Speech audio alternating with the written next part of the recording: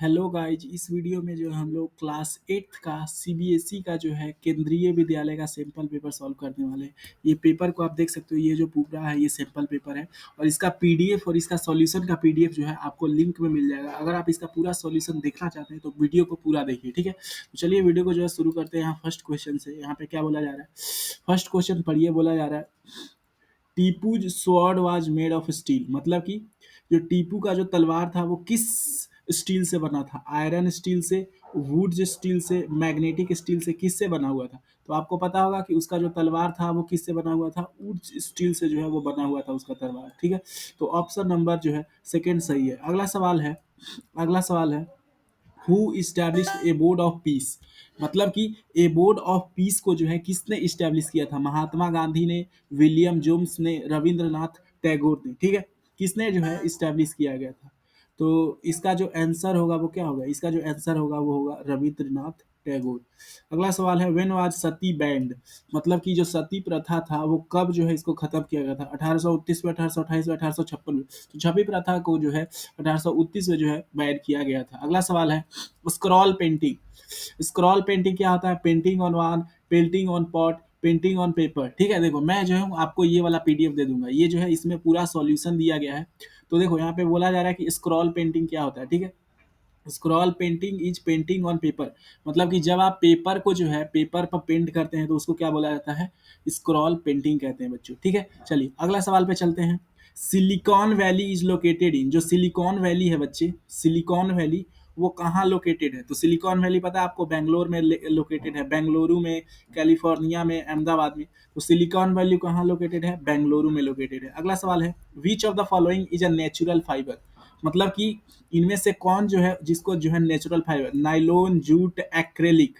तो आपको पता होगा नाइलोन और एक्रेलिक क्या है? मैनमेड है।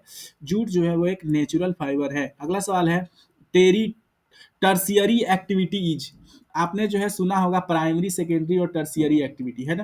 तो प्राइमरी एक्टिविटी में क्या आता है? प्राइमरी में जो है, प्राइमरी में आता है जैसे फार्मिंग हो गया, कोई चीज का प्रोडक्शन कर रहे हैं, मुर्गी पालन, अंडा पालन, गाय, सब।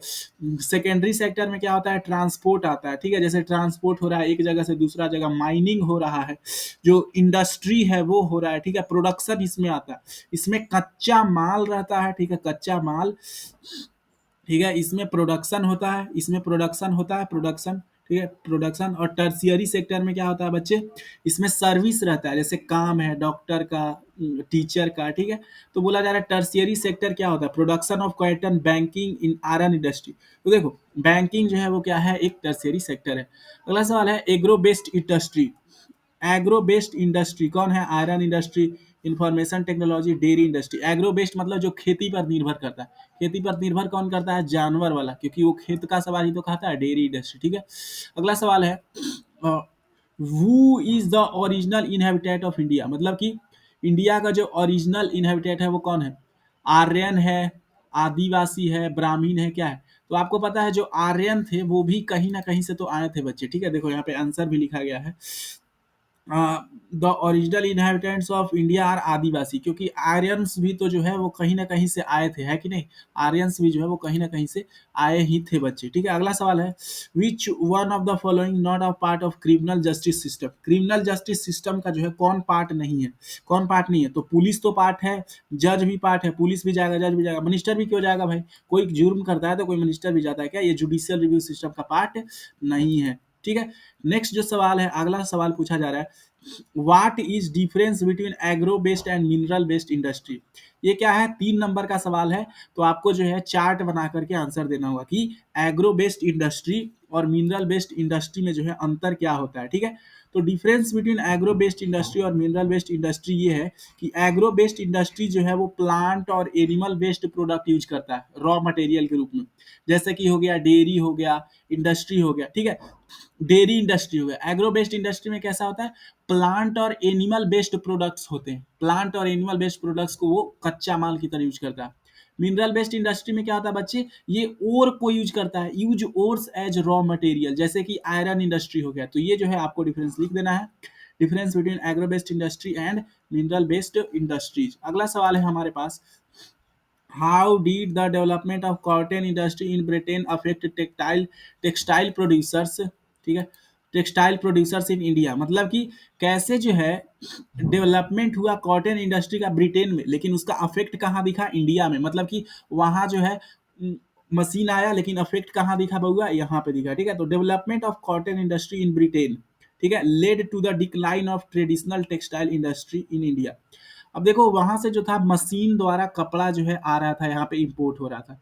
तो जो अब हाथ से जो ट्रेडिशनल टेक्सटाइल इंडस्ट्री था इंडिया में, वो धीरे धीरे डिक्लाइड हो रहा था। Indian weavers lost their job. Indian जो वीवर थे, जो बुनने वाले थे, उनको अपना जॉब जो है बेचारे खो दिए। British textiles were cheaped and flooded in the Indian market, मतलब कि वो जो था वो बहुत ही ज़्यादा चीप था, और इंडिया में पूरा बिल्कुल उसका सामान जो है एकदम फ्लड कर रहा था, जैसे बहुत ही ज़्यादा हो। ठीक है, तो चलिए शुरू करते हैं। नेक्स्ट मैच द फॉलोइंग है। अगला है मैच द फॉलोइंग, हमें जो है इन सबको मैच जो है वो करना है। ठीक है, तो सवाल क्या है, यहाँ पे देखो महात्मा गांधी है, ठीक है, promotion of English education, critical of English education, और है क्या, तीन ही तो है, तीन ही है। ठीक है, चलिए तो इन तीनों को जो है हमें मिलाना है। आपको पता है जो थॉमस मैकाले था, ये क्या किया है, इंग्लिश एजुकेशन को क्या किया था बच्चे, प्रमोट किया था, है ना, प्रमोट किया था। और महात्मा गांधी क्या थे, पाठशालाज क्या था। ठीक है, देखो यहाँ पे जो है हम एग्जैक्ट लिखे होंगे, देखो पाठशाला में क्या रहते थे, गुरु रहते थे। ठीक है, तो पाठशाला जो है वो गुरु के लिए हो जाएगा। ठीक है, पाठशाला में गुरु। ठीक है, और critical of English education, critical of English education मतलब वो इंग्लिश एजुकेशन को पसंद नहीं करते थे। वो कौन थे भाई, वो थे महात्मा गांधी। तो देखो मिला दिए, Thomas Macaulay promotion of English education, Mahatma Gandhi critical of English education, मतलब ये इसका क्रिटिक करते थे, बुराई करते थे कि नहीं आना चाहिए था इंडिया में इंग्लिश एजुकेशन। ठीक है, दोनों का पीडीएफ आपको दे देंगे। अगर आपको और चाहिए तो हमारे टीटीएस चैनल टीटीएस क्लासेज को जो है सर्च करो यूट्यूब पे, वहाँ प्लेलिस्ट सेक्शन में जाओ, मैथ इंग्लिश हिंदी सारे सब्जेक्ट का जो है PT2 जो है कराया गया KVS का। What is the meaning of FIR and who keeps it's record. अच्छा बताओ FIR का मतलब क्या होता है और इसका रिकॉर्ड कौन रखता है। Meaning of FIR and who keep its record. FIR stand for first information report. FIR का मतलब होता है पहला जो इन्फॉर्मेशन रिपोर्ट है वो कौन कर रहा है। जैसे आपके साथ कोई घटना हो गया, चोरी हो गया, कुछ भी घटना हो गया, लड़ाई हो गया, तो आप पुलिस स्टेशन में जाते हो, FIR लिखाते हो, तो उसका मतलब होता है first information report. It is written document prepared by the police when they receive information about the commission of cognizable offenses। ये क्या है भाई, ये एक डॉक्यूमेंट होता है जो पुलिस द्वारा जो है लिखा जाता है। वो कब लिखते हैं, जब उनको कोई इंफॉर्मेशन मिलता है कि भाई कोई कॉग्निजेबल ऑफेंस किया है, मतलब जिसको क्षमा नहीं किया जा सकता, अक्षम्य अपराध। The police keep its record, और पुलिस जो है इसका रिकॉर्ड जो है वो रखती है। ठीक है बच्चों, अगला सवाल है, अगला सवाल है write the social idea of Ram Mohan Rai Jyotiba Rai Phule. ठीक है, राजा राम मोहन राय का भी कुछ सोशल आइडिया था, और ज्योतिबा राय फुले का भी कुछ सोशल जो था वो आइडिया था। तो हमें जो है उनके आइडियाज को जो है यहाँ पे बच्चों लिखना है। ठीक है, तो देखो some ideas of Ram Mohan Roy and Jyotiba Rai Phule. पहले राम मोहन रॉय का लिखा, advocated for social reform such as evolution of sati. मतलब ये किसके लिए प्रचार करते थे भाई, कि जो सोशल रिफॉर्म करे, जो सामाजिक बुराइयां हैं उसको सुधारे। जैसे कि सती प्रथा था, तो इन्होंने मिल करके राजा राम मोहन रॉय और विलियम बेंटिक से मिल करके 1829 में जो है पास करवाया था ban on sati. And the promotion of women's education, और वे जो है वुमेन के एजुकेशन को भी प्रमोट करते थे। अच्छा, ज्योतिबा राय फुले का क्या सोच था, work towards the upliftment of lower classes. देखो इनका क्या मानना था कि जो लोअर क्लासेज है उनको जो है आगे बढ़ाया जाए, ऊपर किया जाए समाज में। And promotion of education for all specially women and lower caste, और एजुकेशन जो है वो सबको मिलना चाहिए, खास करके वुमेन और जो लोअर कास्ट के लोग हैं उनको। ठीक है, तो ये इन दोनों का सोच था। ठीक है, चलिए अगला सवाल देखते हैं।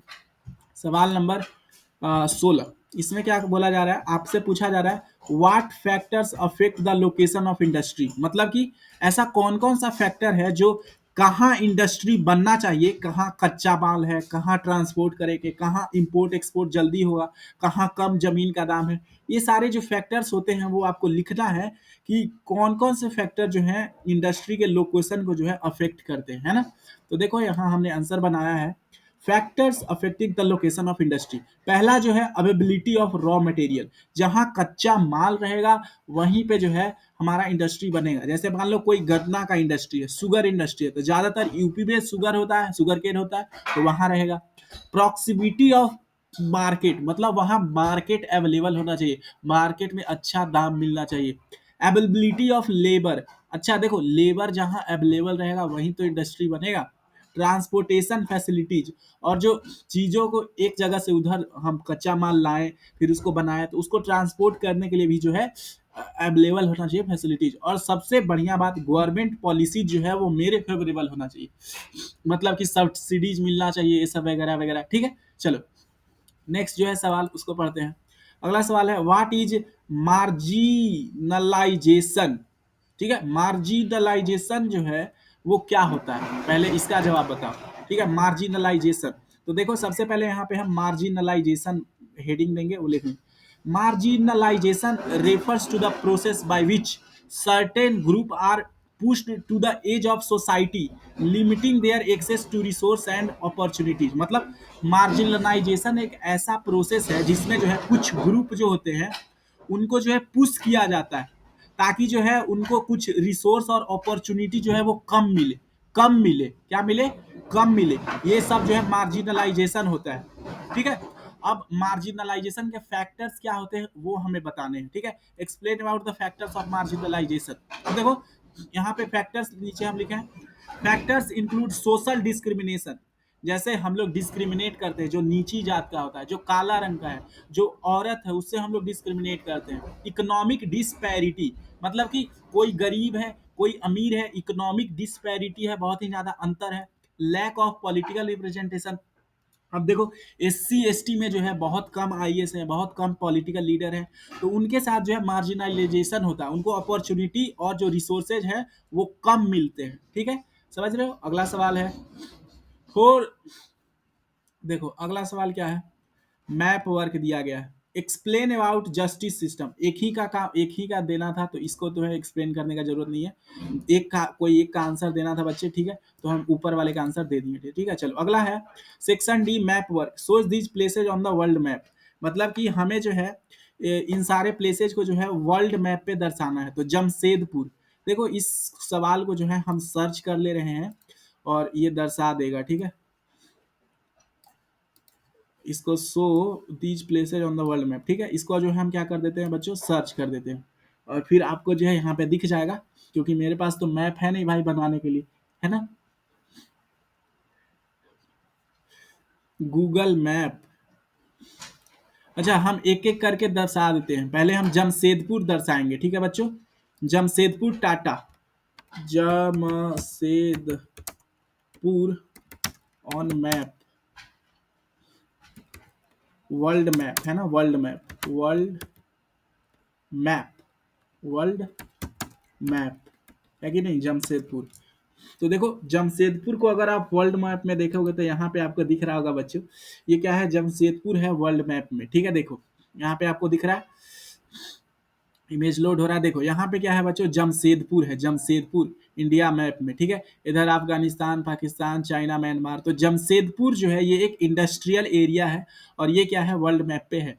अब जो है दूसरा चीज क्या था बच्चा, हम लोग को पिट्सबर्ग दिखाना था। ठीक है, तो पिट्सबर्ग भी दिखा देते हैं, कौन से कॉन्टिनेंट में है। ठीक है, यूरोप में होगा शायद, एक कोई कंट्री का नाम लग रहा है ना, पिट्सबर्ग, पिट्सबर्ग ऑन मैप। ठीक है, लो दिखा दिया, पिट्सबर्ग ऑन मैप। अच्छा वर्ल्ड मैप दिखाते हैं ना, वर्ल्ड मैप, वर्ल्ड मैप है ना पिट्सबर्ग।